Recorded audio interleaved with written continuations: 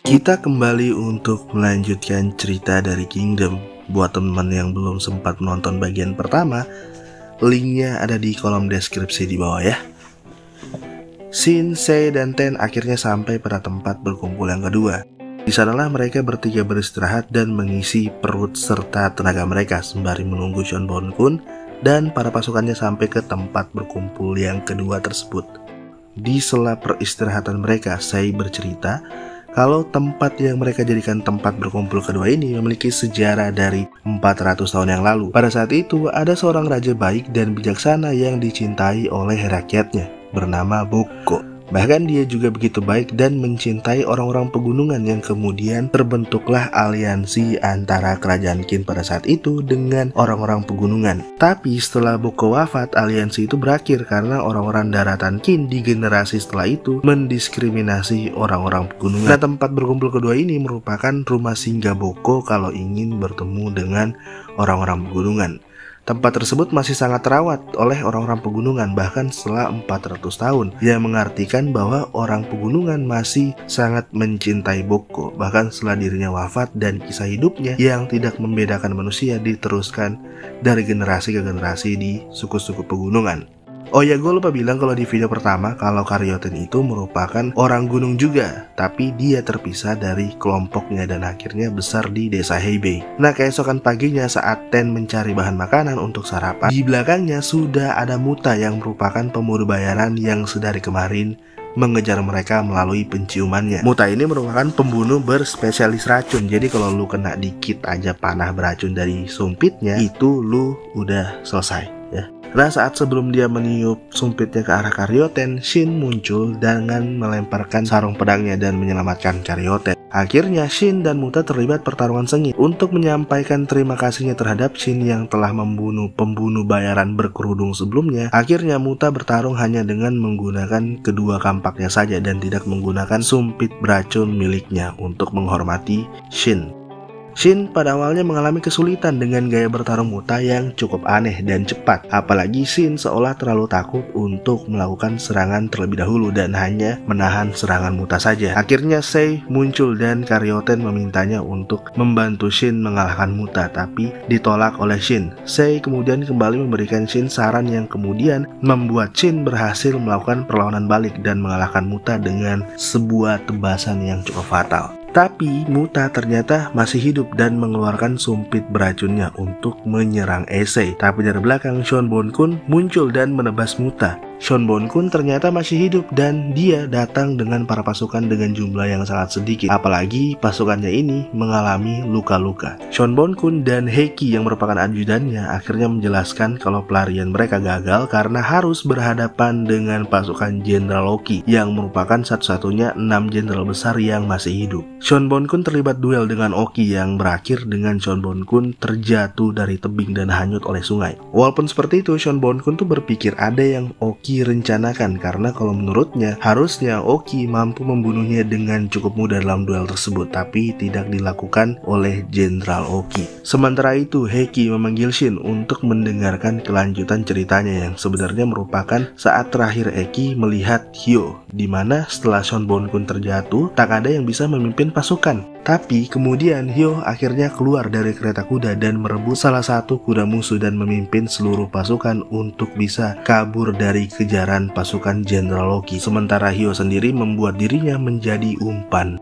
Heiki mengatakan pada saat itu Hyo terlihat benar-benar seperti seorang jenderal besar, bahkan terlihat seperti seorang raja sungguhan karena mampu mengangkat moral pasukan sebegitu tingginya saat melawan pasukan salah satu 6 jenderal besar.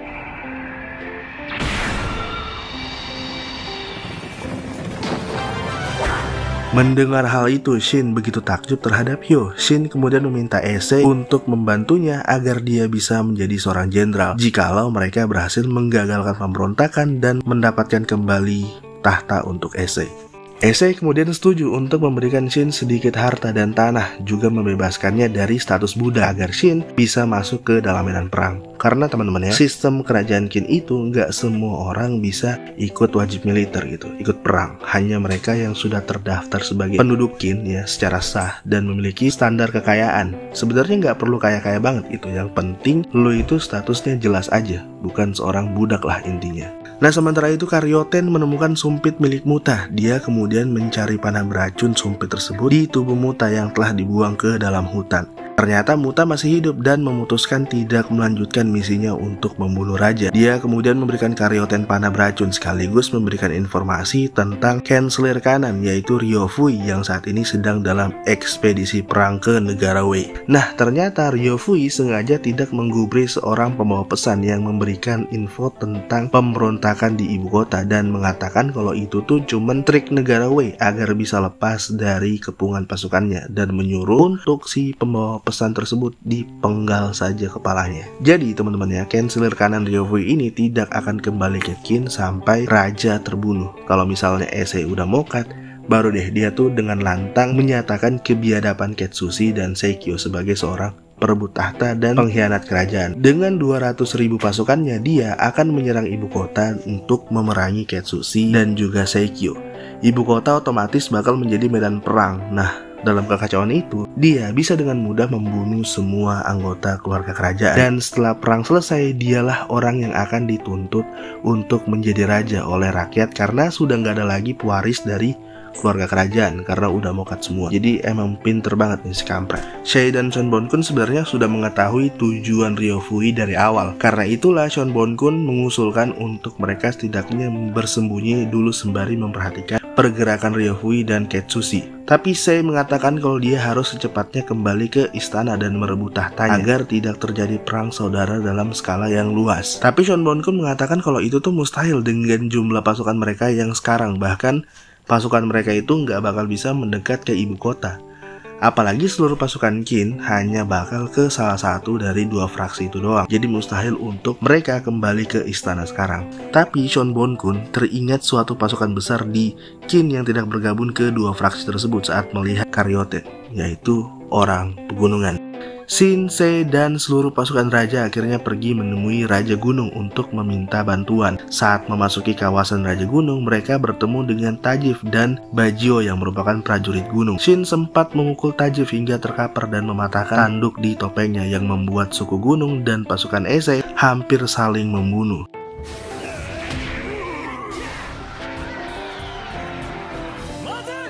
Issei kemudian memutuskan untuk pergi sendiri bertemu dengan Raja Gunung, sementara pasukannya diminta untuk menunggu di bawah gunung, tepatnya di rumah singgah Bokko. Nah sementara itu Jenderal Oki diminta oleh Ketsushi untuk memimpin pertahanan gerbang Konkoku untuk memerangi pasukan Ryofui jikalau mereka kembali ke Qin. Tapi ditolak oleh Oki dengan alasan tidak suka posisi bertahan dalam perang. Shin, Ten, dan Heki akhirnya secara sembunyi-sembunyi pergi mengejar Issei, tapi sayangnya mereka tertangkap saat sedang melakukan pengawasan dan akhirnya dibawa menuju ke Raja Gunung. Di sana Issei dan Yotanawa yang merupakan Raja Gunung sedang melakukan negosiasi. Yang inti dari negosiasi itu adalah Issei mengatakan keinginannya untuk menyatukan Cina dan menghilangkan perbatasan negara-negara. Yotanawa pada dasarnya juga ingin bebas pergi ke mana saja tanpa perlu takut dengan statusnya sebagai orang gunung. Dia kemudian setuju setelah mendengar kata-kata Shin yang membuat dia yakin terhadap ide dari Issei. Dan terbentuklah aliansi antara Qin dan orang gunung setelah 400 tahun lamanya. Di bawah gunung, tepatnya di rumah singgah Bokko, para pasukan Shon Bonkun yang terpencar sebelumnya selama pelarian berhasil berkumpul kembali. Sei, Shon Bonkun, dan Yotanawa menyusun sebuah rencana setelah mengetahui perbedaan jumlah pasukan mereka dengan pasukan Seikyo dan Ketsushi, yakni 3.000 melawan 80.000. Tentu saja pihak mereka adalah yang 3.000. Mereka kemudian menyuruh semua prajurit raja untuk membuat sebuah topeng untuk tiap orang. Hal ini mereka lakukan untuk bisa terlihat layaknya seperti orang gunung. Setelah semua siap, akhirnya mereka semua berangkat menuju ibu kota kerajaan Qin. Jadi teman-teman, rencana Shon Bonkun dan Issei adalah memanfaatkan ketakutan Ketsushi dengan pasukan Ryofui yang berjumlah 200.000 orang, di mana pasukan Ketsushi yang hanya 80.000 pasti akan sangat membutuhkan bantuan berapapun jumlahnya. Rencananya adalah mereka para orang gunung akan berpura-pura untuk menawarkan bantuan pasukan mereka pada Ketsushi sehingga mereka bisa dengan mudah melewati gerbang ibu kota yang pertama. Ketsushi yang saat ini sangat membutuhkan bantuan jumlah pasukan tentu saja menyetujui permintaan Raja Gunung untuk membicarakan pembentukan aliansi dan mengizinkan para pasukan gunung untuk melewati gerbang pertama ibu kota. Tapi hanya 50 orang saja yang boleh menemani Yotanawa untuk pergi menuju istana saat melewati gerbang kedua. Dan pada gerbang ketiga senjata mereka akan disita. Di gerbang ketiga inilah pertempuran dimulai saat Issei akhirnya melakukan serangan pertama. Anjay, open war dia.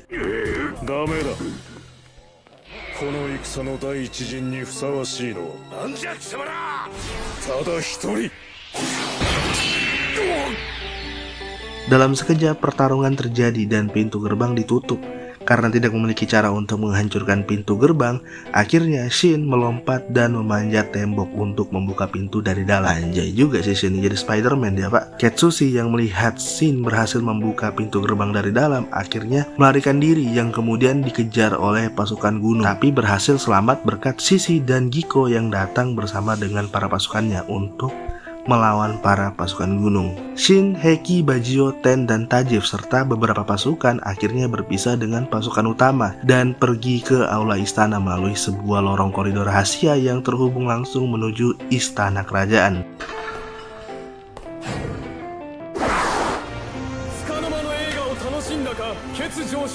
Di dalam lorong mereka bertemu dengan seorang jenderal bernama Zochi.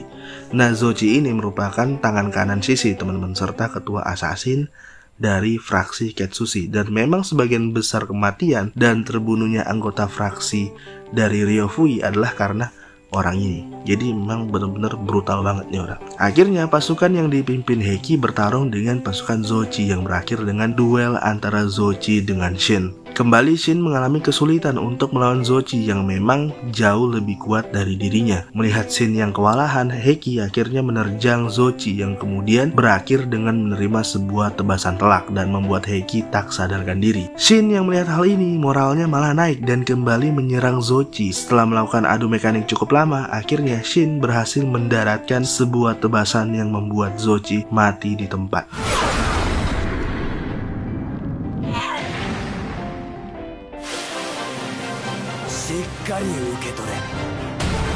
Shin, Ten, Bajio, Heki, dan Tajif serta pasukan yang tersisa akhirnya menuju ke aula istana.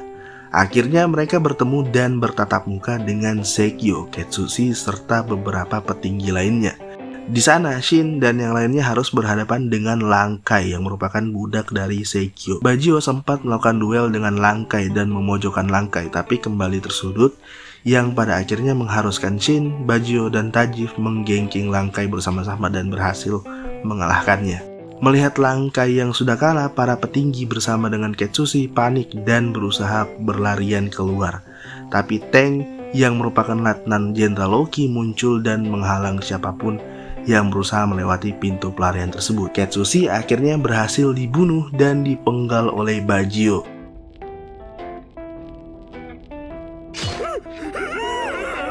Dalam situasi ini, Karyoten sempat tertusuk oleh salah satu petinggi yang membuat Shin melepaskan penjagaannya terhadap Sekio. Dia kemudian melarikan diri dari aula istana yang membuat dirinya berakhir di area pertempuran pasukan utama Yotanawa melawan pasukan Shishi. Oki akhirnya muncul bersama dengan para pasukannya setelah menerima jawaban langsung dari Issei tentang keinginan Issei untuk menyatukan Cina, membuat Oki melihat sosok Raja Zo, sang dewa perang, di dalam diri Issei. Oki kemudian menarik semua pasukannya dan menerima Issei sebagai raja muda yang layak untuk didukung sebagai pengganti Raja Zo, sang dewa perang. Oh iya, Giko yang merupakan ajudan dari Shishi juga berakhir dalam satu kali tebasan oleh Jenderal Besar Oki. Setelah itu, Issei akhirnya duel melawan Sekio yang berakhir dengan Sekio yang babak belur dihajar oleh kakaknya sendiri.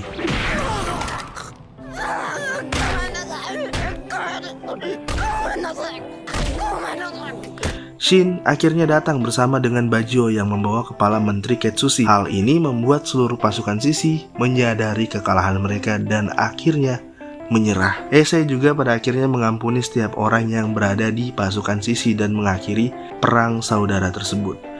Pemberontakan Seikyo ini dirahasiakan dan tidak dibocorkan ke publik untuk menutupi insiden ini dari kerajaan lain. Jadi cuman orang-orang yang terlibat aja yang tahu pemberontakan ini, yang benar-benar tahu detailnya gitu. Rakyat Qin, apalagi kerajaan lain, hanya mendengar isunya saja tanpa tahu detail kejadiannya. Jadi ditutup rapat-rapat gitu. Setelah perayaan kemenangan, para pasukan gunung juga akhirnya kembali. Yotanawa berniat untuk memperluas wilayah serta memperkuat pasukannya demi bisa memberikan bantuan kepada Ise di masa depan. Sementara Ryofui yang mendengar kalau pemberontakan telah digagalkan, akhirnya memutuskan untuk kembali ke ibu kota. Karyoten juga memutuskan untuk tidak ikut dengan Yotanawa dan memilih untuk tinggal bersama dengan Shin. Shin akhirnya bebas dari statusnya sebagai seorang budak dan mendapatkan sebidang tanah serta rumah yang dibangun oleh Shonbon-kun. Ya walaupun tuh kecil banget ya untuk sebuah rumah, itu tuh lebih mirip gubuk sih. Tapi Shin tetap menerimanya dengan senang hati. Budak yang dulu tidak memiliki apapun, kini telah memiliki tanah dan rumahnya sendiri.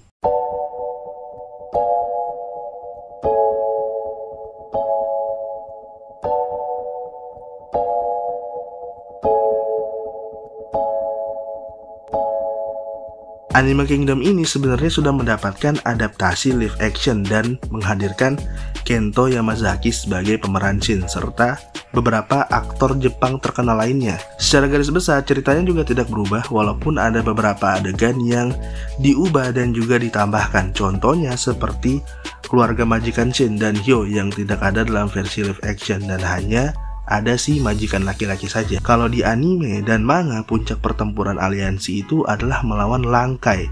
Sedangkan di live action, puncak pertarungannya adalah duel antara Shin melawan Zochi. Secara pribadi, live actionnya sebenarnya cukup baik dalam koreografi pertarungan.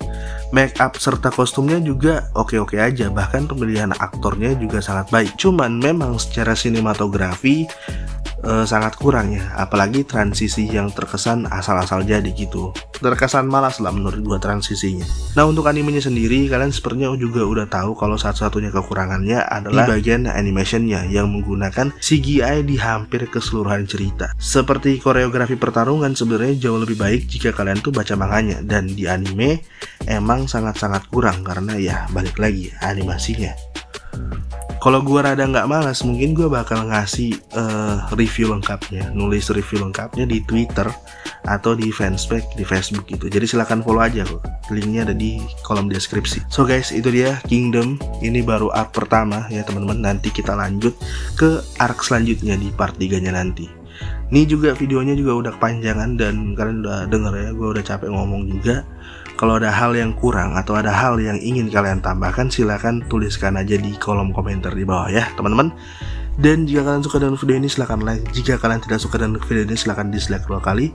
Lalu untuk mensupport gue di channel ini silahkan subscribe. Jangan lupa untuk nyalain lonceng notifikasinya juga, biar kalian selalu dapat update dari channel ini untuk kedepannya. Jangan lupa komen dan share. Sampai berjumpa di video-video berikutnya. See you on the next time guys.